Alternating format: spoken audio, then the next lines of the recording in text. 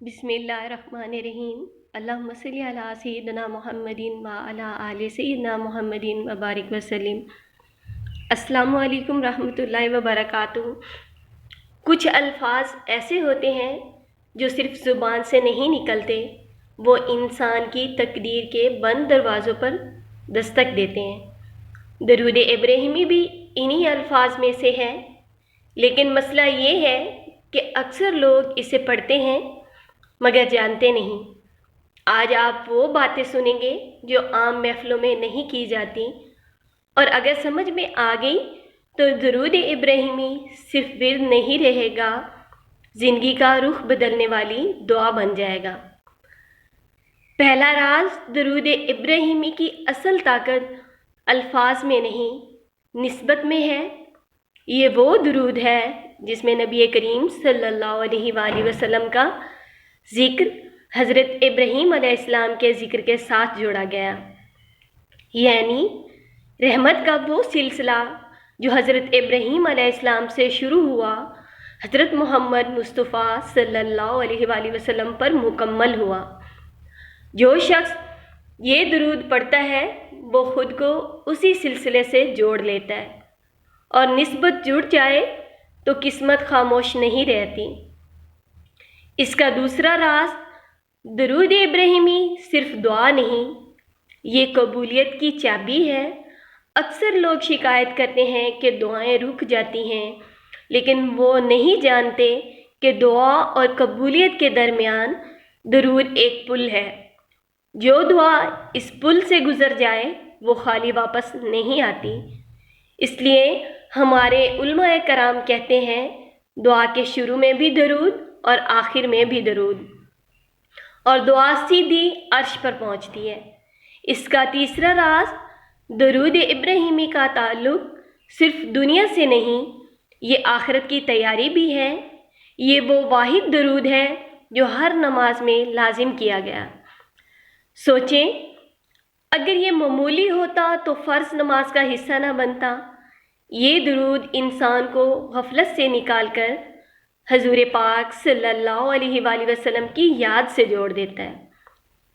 इसका जो चौथा राज है, ये दरूद दिल की सख्ती तोड़ता है। कुछ लोग इबादत करते हैं मगर दिल नरम नहीं होता। दरूद इब्राहिमी दिल पर जमी हुई तहें आहिस्ता आहिस्ता हटा देता है। जो इसे मुस्तकिल पढ़ता है वो बग़ैर समझे ज़्यादा साबिर, ज़्यादा मुतमईन और कम शक्की हो जाता है। इसका पांचवा राज दरूद इब्राहिमी रिज़्क़ के दरवाज़ों से जुड़ा है। रिज़्क़ सिर्फ पैसा नहीं, रिज़्क़ सुकून, इज़्ज़त और वक्त भी रिज़्क़ है। ये दरूद इंसान को नाशुक्री से बचाता है और शुक्र का मिजाज देता है, और जहाँ शुक्र आ जाए वहाँ कमी नहीं रहती। इसका छठा राज दरूद इब्राहिमी आजमाइश के वक्त खामोश मदद बन जाता है। कुछ मददें शोर नहीं करती लेकिन काम कर जाती हैं। जो शख्स मुश्किल वक्त में दरूद इब्राहिमी को पकड़ लेता है, इसकी आजमाइश छोटी नहीं होती मगर संभालने की ताकत बढ़ जाती है। इसका सातवां राज ये दरूद गुनाहों के बोझ को हल्का करता है। हर इंसान से लग़्ज़िशें होती हैं, लेकिन हर लग़्ज़िश इंसान को तोड़ दे ये ज़रूरी नहीं। दरूद इब्राहिमी इंसान को मायूसी से बचाता है और तौबा की तरफ नरम धकेलता है। इसका आठवां राज दरूद इब्राहिमी ताल्लुकात की इस्लाह में भी असर रखता है। कुछ झगड़े लफ्ज़ों से नहीं, दिलों से ख़त्म होते हैं। जो शख्स दिल ही दिल में दरूद इब्राहिमी का विर्द रखे, वो सख्त बात भी नरमी से कह जाता है। इसका नौवां राज ये दरूद तन्हाई में सबसे ज़्यादा असर करता है। मजमा में पढ़ी जाने वाली इबारत अक्सर आदत बन जाती है, लेकिन तन्हाई में पढ़ी गई दुआ इंसान को पहचानती है। दरूद इब्राहिमी जब खामोशी में पढ़ा जाए तो दिल पर गहरा नक्श छोड़ता है। इसका 10वां और आखिरी राज दरूद इब्राहिमी का सबसे बड़ा राज ये है कि ये इंसान को अल्लाह के करीब होने का एहसास देता है ہر عبادت کا مقصد صرف ثواب نہیں، قربت ہے۔ جو یہ درود سمجھ کر پڑھتا ہے اسے عبادت بوجھ نہیں لگتی، وہ عبادت کو ترسنے لگتا ہے۔ درود ابراہیمی کوئی جادوئی کلمات نہیں، یہ تعلق کا راستہ ہے۔ جو اس راستے پر چل پڑا وہ تنہا نہیں رہتا۔ اگر آپ نے آج سے اسے سمجھ کر پڑھنا شروع کر دیا تو وقت گواہی دے گا کہ کچھ بدلاؤ ضرور ہوگا۔ درود ابراہیمی کب پڑھا جائے تو اثر دگنا ہو جاتا ہے؟ کچھ لوگ کہتے ہیں ہم درود ابراہیمی پڑھتے ہیں پھر بھی وہ کیفیت نہیں آتی، وہ اثر نظر نہیں آتا۔ اس مسئلہ درود میں نہیں، وقت میں ہوتا ہے۔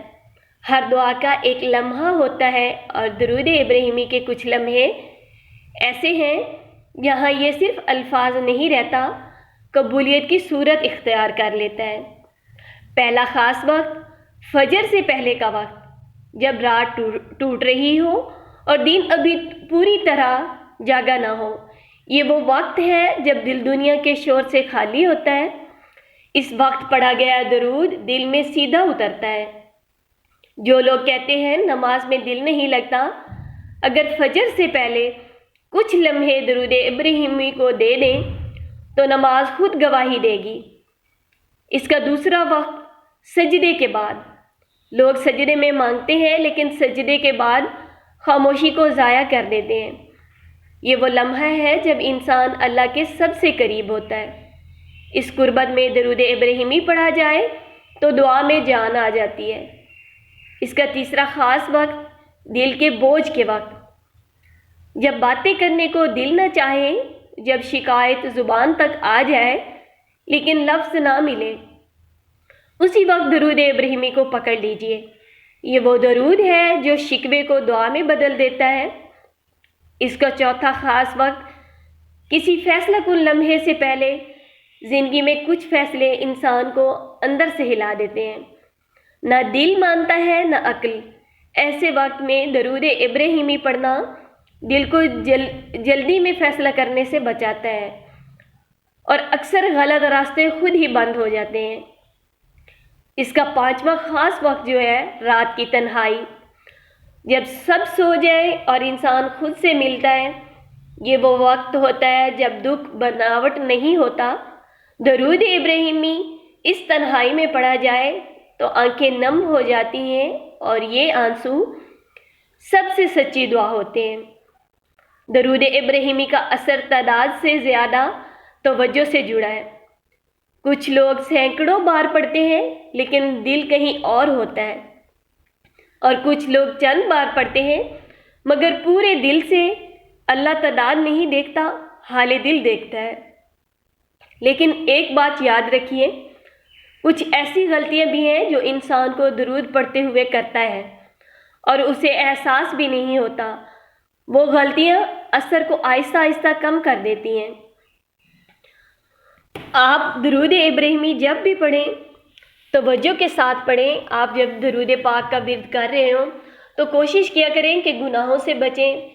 جیسے جھوٹ کبیرہ گناہوں میں ہے تو جھوٹ سے بچنے کی کوشش کریں، غیبت سے بچیں۔